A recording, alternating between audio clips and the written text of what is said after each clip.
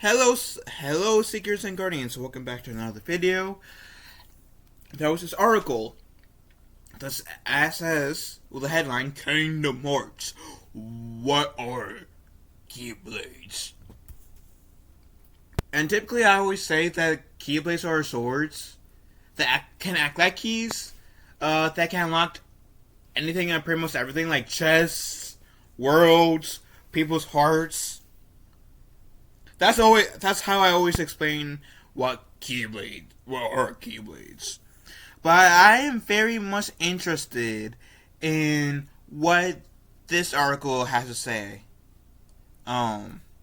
Maybe they go in more in depth than how I said it.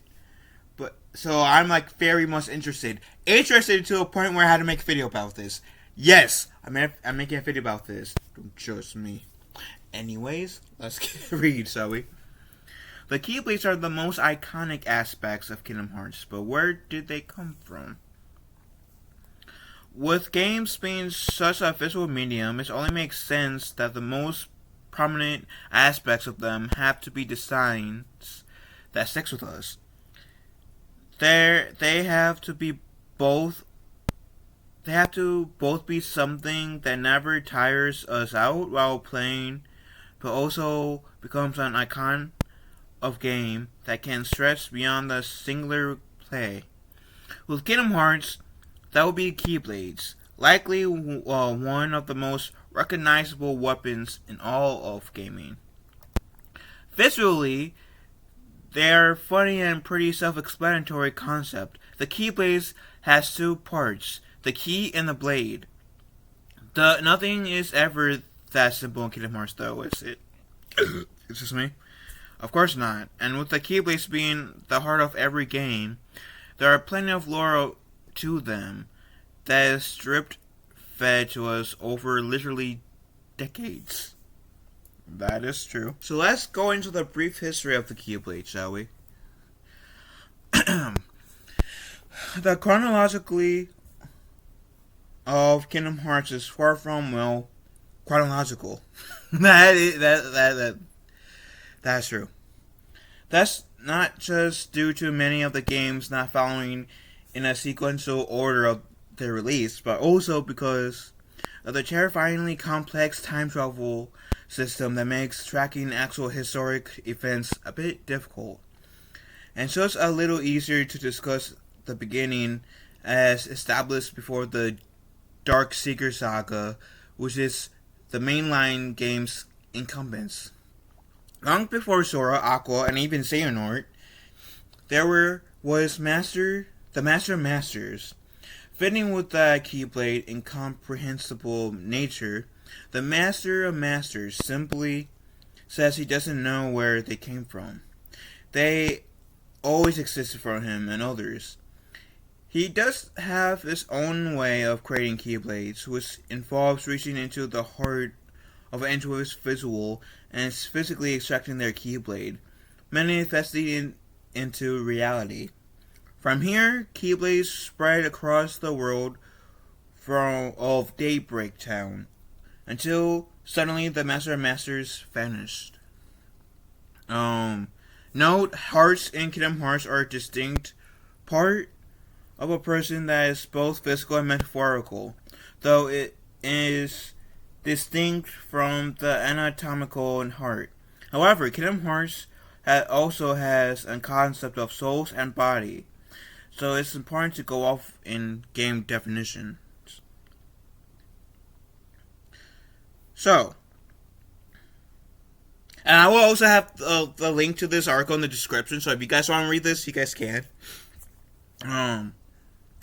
Over time, knowledge of how Keyblades were created were lost entirely, with many assuming they came from Kingdom Hearts, or were born from the Keyblade, the X-Blade, an ancient Keyblade that was shattered in the Keyblade War, long before the events of any of the games. It's a bit confusing due to all the mistrust between the foretellers, the princes of the Masters of Masters, and the Book of Prophecies. Though the most important thing to understand is that Uh, modern, all modern Keyblades are derived from of the X-Blade, at least in their design. I guess I meant to say design, just forgot the D in design. By the time the mainline games, Keyblades are vastly more mysterious, awakening only to a selected few and remaining theirs. There's not an exceeding amount of information of Keyblades within these games, focusing more on how they were tied directly to each person's heart, and how the ties between people's heart can affect this. So, how are Keyblades created? It's also another good question. In short, we don't know. As mentioned, the Master and Masters probably knows and simply never shared the secret. The remainder of the games, we see people acquire their Keyblades either through intentional training with Aqua, Terra, and Fentis in situations of dire importance, like with Sora when Destiny Islands was consumed by darkness, or by those who had a Keyblade bequeathed unto them. Which I kind of felt like Sora was, in a way, bequeathed, and correct me if I'm wrong, by having like Fentis' heart inside him. It feels like kind of like Riku kind of bequeathed a Keyblade to Kairi in Kingdom Hearts 2. And again, correct me if I'm wrong, because if I'm wrong, I'll acknowledge I'm wrong. I want to learn, and if I make any like errors, I want to like know. But I'm pretty sure like in Kingdom Hearts 2, at the world that never was, when Riku was still in the Ansem form, he gave Kairi the Keyblade she used after, like, pretty much from that point and on in future games. Anyways, the Keyblade's abilities. The abilities of the Keyblade are immense, beyond the obvious abilities of the blade, which does in fact serve as a very effective weapon. The key side of it is actually incredibly relevant. Keyblades are intrinsically tied into the hearts of the worlds and allow them to seal and unseal their keyholes, granting access to the heart of a world. They are also linked to the hearts of people, which is what allows Sora to also wield Fentis' Keyblade as a result of their bonded hearts. Of course, this also invites the heartless, constantly in search of new hearts.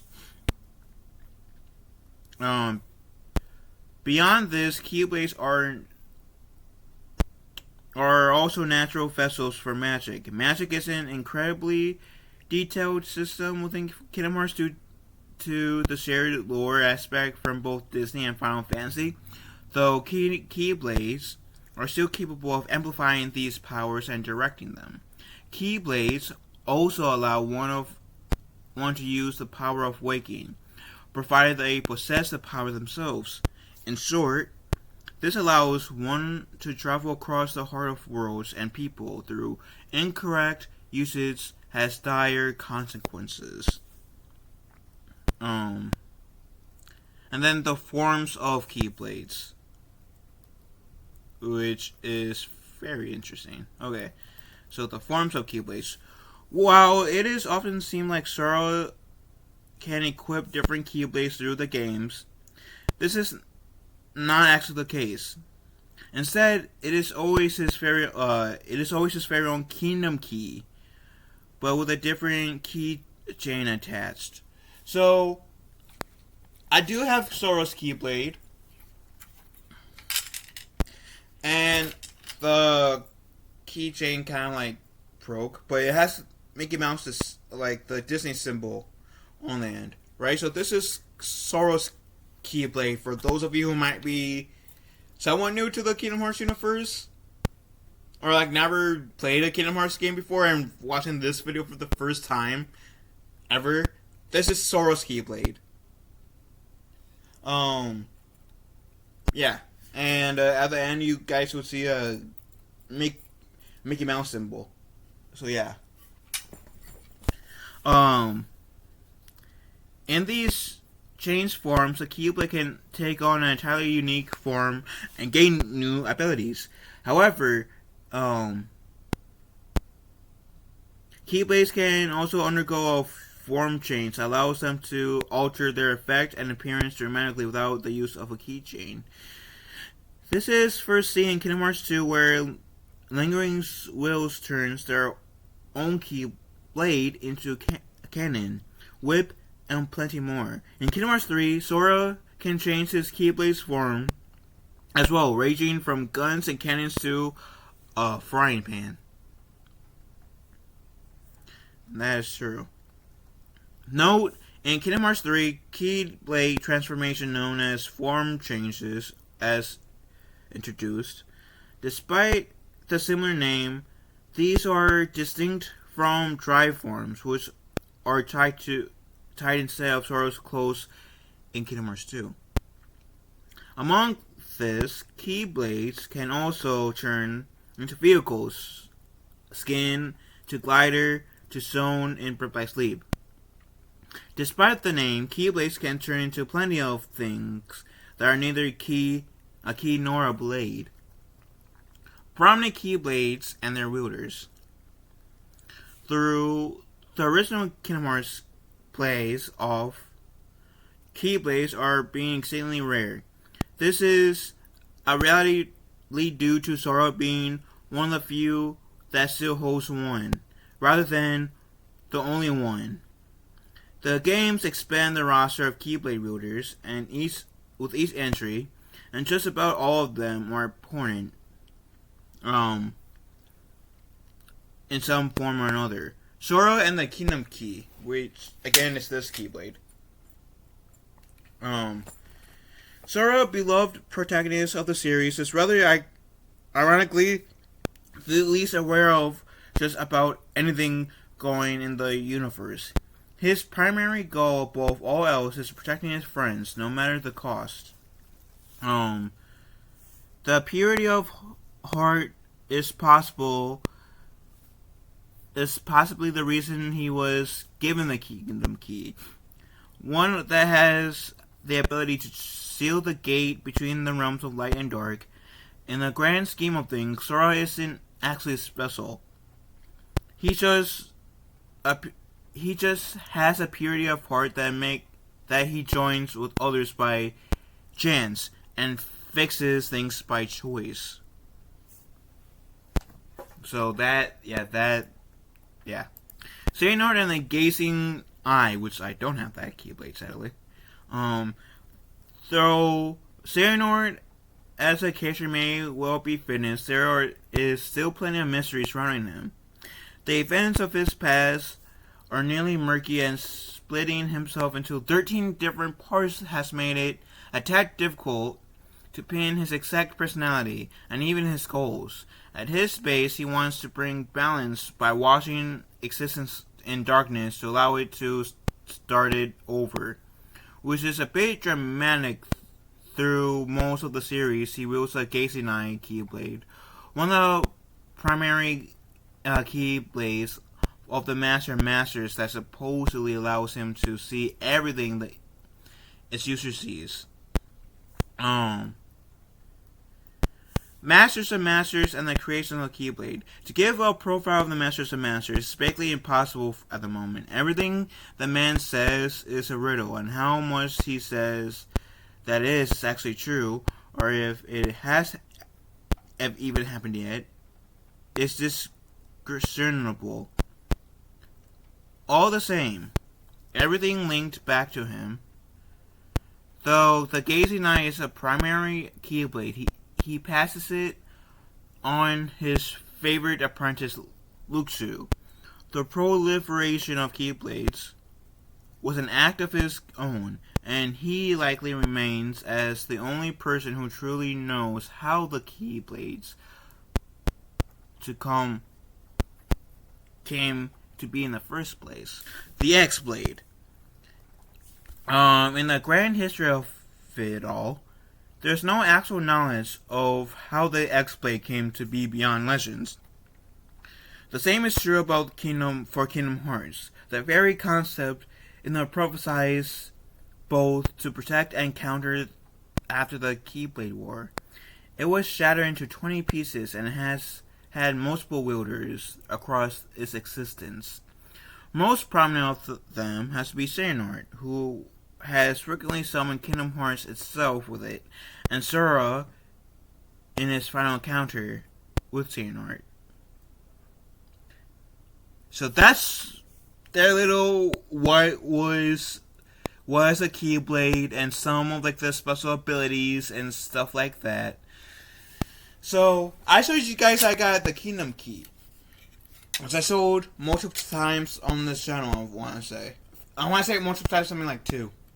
So I got the Kingdom Key, right, which is what Sora uses, and then I got his brother, the Kingdom Key D, which is what we see King Mickey use at the end of Kingdom Hearts 1 in Birth by Sleep Fragmentary Passage, and some parts in Kingdom Hearts 2. This Keyblade, even though it looks a lot like the Kingdom Key, this is, I believe, like, used to help lock the door of darkness on the other side. So, there's that. And this actually has the Mickey Mouse symbol that I was referring to. With the Kingdom Key, the Sora uses, this will be silver. So yeah. And then here's the Oath Keeper. And this is also considered as the Oath Keeper. I don't want these two Oath Keepers are used by Sora. The others are used by Roxas. Which one uses which? I always get confused. So, but if memory serves me, I believe the top one in my right hand is used by Riku, while the bottom one is used by Roxas. But correct me if I'm wrong. Like I say, with these two Oath Keepers, I always tend to get them confused. So I could very well be telling you guys the misinformation, but so yeah, like I said, I think this is like Roxas, this is Soros. Maybe this is Roxas, the top one, and this is Soros on the bottom. I don't know. The Oblivion Keyblades always confuse me. On which wielder. I gotta pay more attention. Or memorize them. And then, here's the Oath Keeper. Oh yeah, right. You see the keychain for the Oblivion. And it would be the same for the other Oblivion too, if I still have the keychain. It's the crown, the Kingdom Hearts, like we see in the Kingdom Hearts games, like on top of the Kingdom Hearts logo. And then comes the Oath Keeper, which this is definitely used by Sora. It was in Kingdom Hearts 1, Kingdom Hearts 2, and I believe after you reach like so many, like I believe you have to like get so many lucky emblems, if memory serves me right, to get the Oath Keeper in Kingdom Hearts 3. And there's this little star for the Oath Keeper. Which this I recently got this at C2E2 this year on March 31st. And this is my newest Keyblade. So I'm like really happy I got this Keyblade as well. So yes, admittedly, part of this video was for me to showcase my 5 Keyblades as well. But I'm hoping that my Keyblade collection will like grow even like more than these 5 Keyblades, because I do have a buttload of lightsabers. Because I'm also a Kingdom Hearts fan. I mean, a Star Wars fan. But I'm trying to like build up a Keyblade collection. Because I'm that nerd. I even want to cosplay as an Organization 13 member. And maybe I'll use like either one or two Oath Keepers, or both Oath Keepers. Or not. Oh, Oblivions, I should say, sorry. Or maybe I will use the Oath Keeper as like my weapon of choice. Saying I'm a Keyblade master, y'all. Try to infiltrate Organization 13. Pull up Mickey Mouse! I'm dead. But anyways, Anyways, what do you guys think about this article? Do you guys like it, dislike it, or like? I guess I should say, do you guys like? Did this article help you guys understand what Keyblade is and its history and just a lore, or did it make you more confused? Because well, for me, it helped me understand it a bit more. Because some of these things that I was like reading, I didn't know before, so like help me understand, but also left me somewhat confused too. But if this helps you or left you confused, let me know in the comment section. I would love to have see the discussion in the chat. And what is your guys' favorite Keyblade that you have seen throughout the Kingdom Hearts universe? Let me know in the comment section down below. Love you guys. Have one every day. Be kind to one another, and may your hearts be your guiding key.